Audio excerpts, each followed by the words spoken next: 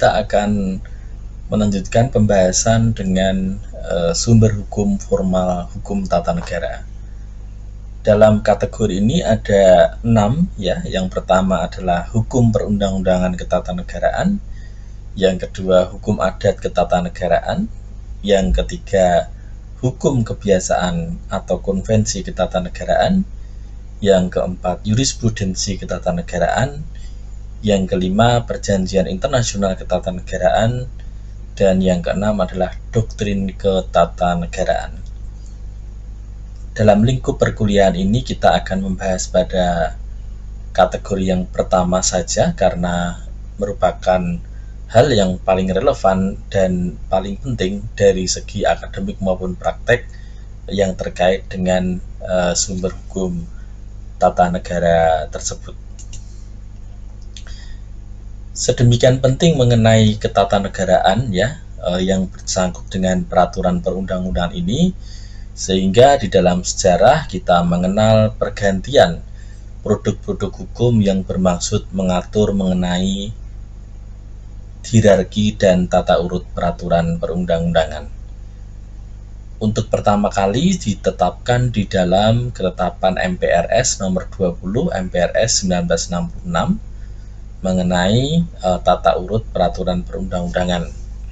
Di sana dikatakan bahwa tata urut peraturan perundang-undangan itu meliputi Undang-Undang Dasar 1945, kemudian Ketetapan MPR atau MPRS, Undang-Undang, Peraturan Pemerintah Pengganti Undang-Undang atau Perpu, kemudian Peraturan Pemerintah, lalu Keputusan Presiden, dan peraturan pelaksanaan lainnya seperti peraturan menteri, instruksi menteri, dan lain-lain. Jika kita menyimak dalam kerangka ini, maka ada usaha untuk melakukan pengaturan secara limitatif terhadap peraturan perundang-undangan tersebut. Akan tetapi kemudian di akhir norma ada kata dan lain-lainnya, itu menyebabkan peraturan ini menjadi enunciatif, artinya yang dikatakan sebagai peraturan perundang-undangan tidak hanya dan terbatas meliputi apa yang tercantum sebagai tata urut peraturan perundang-undangan menurut ketetapan MPRS ini. Kemudian di dalam praktek nampak bahwa ada dugaan ya setelah selesainya pemerintahan Orde Baru, di mana kemudian peraturan perundang-undangan itu tidak taat pada asas tingkatan hierarki. Dan yang menjadi sorotan salah satunya adalah keputusan presiden. Kalau melihat doktrin ya, keputusan itu artinya adalah produk hukum yang bersifat sebagai tata usaha negara. Tetapi di dalam praktek pada waktu itu keputusan presiden juga ada yang memuat norma-norma pengaturan. Sebuah disertasi yang ditulis pada tahun 1990 oleh seorang pakar ilmu perundang-undangan, yaitu Profesor Hamid S. Atamimi dari Universitas Indonesia, memberikan informasi yang cukup menarik mengenai masalah keputusan presiden ini. Di dalam disertasi tersebut, Atamimi mengkualifikasi ada 2 jenis keputusan presiden. Yang pertama adalah keputusan presiden dalam rangka pengaturan yang bersifat delegasi pelaksana ketentuan pasal 4 ayat 1 Undang-Undang Dasar 1945, dan keputusan presiden yang bersifat pengaturan mandiri. Artinya tidak ada perintah secara tegas baik dalam Undang-Undang Dasar maupun peraturan perundang-undangan yang lebih tinggi lainnya. Marilah kita mencoba menengoknya. Keputusan presiden sebagai pelaksanaan pasal 4 ayat 1.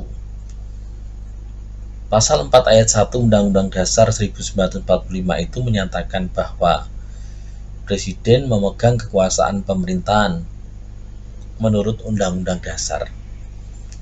Norma ini tentunya memiliki tafsir yang sangat luas. Sebab yang dinamakan kekuasaan pemerintahan itu tidak sebatas menjalankan undang-undang yang sudah disetujui parlemen saja. Tetapi dengan dianutnya doktrin negara kesejahteraan atau welfare state menyebabkan kekuasaan pemerintahan itu menjadi sangat luas. Karena negara dituntut untuk melakukan segala macam upaya termasuk intervensi dalam semua sendi-sendi kehidupan masyarakat untuk mencapai sebesar-besarnya kemakmuran rakyat. Dengan demikian maka dari sisi politik anutan negara kesejahteraan ini menimbulkan aspek pembengkakan peran birokrasi. Karena presiden dalam sistem Indonesia adalah top administration, maka celah itu menjadikan kekuasaan presiden menjadi efektif. Oleh sebab itu, ketika ada kuasa demikian besar dari Undang-Undang Dasar dengan tafsir yang sangat luas, maka kemudian muncul banyak peraturan berupa keputusan presiden yang dibentuk atas nama delegasi konstitusi tersebut. Maksud saya atas nama atribusi konstitusi tersebut. Lebih-lebih lagi ya, kualifikasi keputusan presiden yang kedua yaitu keputusan presiden yang mandiri bersifat pengaturan, artinya tidak ada perintah dalam hierarki peraturan perundang-undang yang lebih tinggi, dan itu betul-betul merupakan tafsir dari presiden sendiri. Sepanjang diperlukan maka presiden akan membuat pengaturan dalam bentuk keputusan presiden.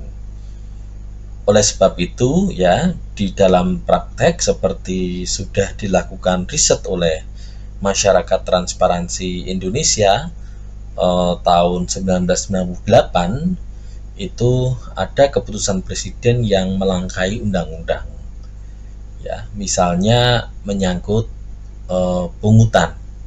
Ya, pada waktu itu ada kepres ya, keputusan presiden yang meminta BUMN untuk menyisihkan sekian persen laba bersih mereka dalam rangka penanggulangan kemiskinan. Ya, padahal menurut pasal 23 Undang-Undang Dasar yang berlaku pada waktu itu, segala pajak dan pungutan itu ditetapkan dengan undang-undang. Jadi tidak dengan keputusan presiden. Nah, ini contoh ya, karena kuasa yang begitu luas terhadap norma-norma yang melekat pada diri presiden.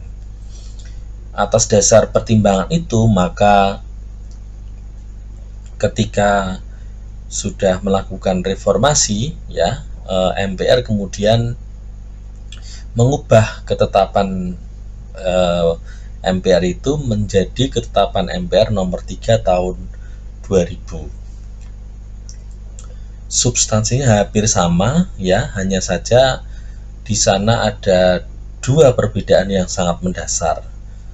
Pertama, dibandingkan ketetapan tahun 66, di dalam ketetapan MPR ini peraturan pemerintah sebagai pengganti undang-undang diletakkan di bawah undang-undang.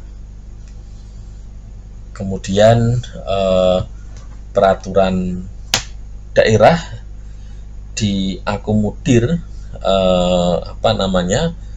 sebagai bagian dari hierarki peraturan perundang-undangan. Untuk peraturan daerah saya kira tidak ada masalah, karena pada waktu itu pun kita sudah berusaha melaksanakan otonomi daerah secara konsekuen dengan undang-undang pemerintahan daerah yang membuka devolusi kekuasaan yang lebih besar dibandingkan masa-masa sebelumnya, sehingga daerah dalam rangka ini dapat membuat produk hukum. Kemudian persoalan justru pada keberadaan peraturan pemerintah pengganti undang-undang atau Perpu ya, yang justru di bawah undang-undang. Kalau mengikuti ketentuan konstitusi ya, pasal 22 ayat 1 dikatakan bahwa dalam hal ikhwal kegentingan yang memaksa, Presiden dapat menetapkan peraturan pemerintah sebagai pengganti undang-undang. Jadi konstitusi tidak memberi nama khusus terhadap peraturan itu, hanya menyebutnya peraturan pemerintah sebagai pengganti undang-undang. Norma ini berbeda dibandingkan dengan konstitusi-konstitusi sebelumnya yang pernah berlaku. Misalnya Konstitusi Republik Indonesia Serikat dan Undang-Undang Dasar Sementara 1950 yang menunjuk nama tertentu, yaitu Undang-Undang Darurat. Jadi di dalam pasal 22 ayat 1 itu, Presiden berwenang untuk menetapkan peraturan pemerintah sebagai pengganti undang-undang. Nah, peraturan pemerintah ini tidak sama dengan peraturan pemerintah sebagaimana dimaksud dalam pasal 5 ayat 2 Undang-Undang Dasar 1945. Di sana diatur bahwa Presiden menetapkan peraturan pemerintah untuk menjalankan undang-undang sebagaimana mestinya. Norma di sini maksudnya peraturan pemerintah itu sebagai ketentuan pelaksanaan dari undang-undang. Tetapi dalam hal pasal 22 ayat 1, peraturan pemerintah itu sebagai pengganti undang-undang. Mengapa? Karena ada syarat hal ikhwal kegentingan yang memaksa. Ada syarat emergensi. Ya, dan emergensi ini tergantung dari keputusan pribadi presiden. Tafsirnya terserah kepada presiden. Ya, asal merasa mendesak dan urgen ya itu bisa ditetapkan. Oleh sebab itu, Mahkamah Konstitusi pernah memberikan tafsir terhadap pasal ini dengan mengatakan bahwa yang dimaksud kegentingan yang memaksa itu adalah kalau memenuhi syarat kemendesakan ya, urgensi dan juga peraturan-peraturan yang tersedia tidak bisa menyelesaikan persoalan. Itu Perpu. Ya, itu tafsir konstitusional oleh Mahkamah Konstitusi tentang hal ikhwal kegentingan yang memaksa. Nah, jadi peraturan pemerintah sebagai pengganti undang-undang yang kaprah disebut yang kaprah disebut Perpu itu dimaksudkan untuk sebagai undang-undang, karena harusnya dibuat dengan persetujuan DPR, tapi itu ditetapkan sepihak oleh Presiden. Maka dengan demikian secara argumentum a contrario, peraturan pemerintah di situ setara dengan undang-undang ketika dalam konteks pasal 22 ayat 1. Nah, tapi dalam ketetapan MPR ini justru diletakkan di bawah undang-undang. Ya. Kita belum menemukan alasan-alasan resmi dari MPR pada waktu itu kenapa diatur seperti itu. Memang karena hal ikhwal kegentingan yang memaksa itu ditetapkan sepihak oleh Presiden menurut tafsir subjektif kepala negara, urusannya kemudian bisa saja mencakup urusan-urusan politik, ekonomi, hukum, dan sosial. Maka tidak heran jika ada sementara anggapan dan merupakan kekhawatiran jangan-jangan Presiden bisa mengeluarkan Perpu untuk mengatur masalah apapun. Karena dia setingkat undang-undang berarti materinya sama dengan undang-undang kan gitu ya. Bahkan karena undang-undang itu boleh mengatur tentang misalnya hak asasi ya, Perpu itu dalam konteks pasal 22 ayat 1 bisa untuk mengatur hak asasi, dan ini sangat mencemaskan karena prosedurnya dibentuk sepihak oleh Presiden. Kalau kita lihat pada catatan sejarah pada masa pemerintahan Soekarno ya, itu ada 144 Perpu. Ya, itu katakanlah 20 tahun pemerintahan Soekarno. Nah, sementara Soeharto selama 32 tahun itu membuat hanya 8 Perpu. Kemudian Presiden Habibie dalam waktu 512 hari itu membuat 3 perpu. Abdurrahman Wahid yang memerintah 2,5 tahun itu membuat 3 perpu, sementara Megawati 4 perpu. Ya. Nah, Presiden SBY adalah yang paling banyak, ya, yaitu 20 perpu. Sementara Jokowi ya itu menurut data sampai 2020 ini baru menetapkan 2 perpu. Kenapa bisa berbeda antara SBY dengan Jokowi? Ya karena tidak ada normanya dalam konstitusi, ya, limitasinya tidak ada. Kemudian keuntungan yang sekarang adalah perpu itu bisa diuji oleh MK.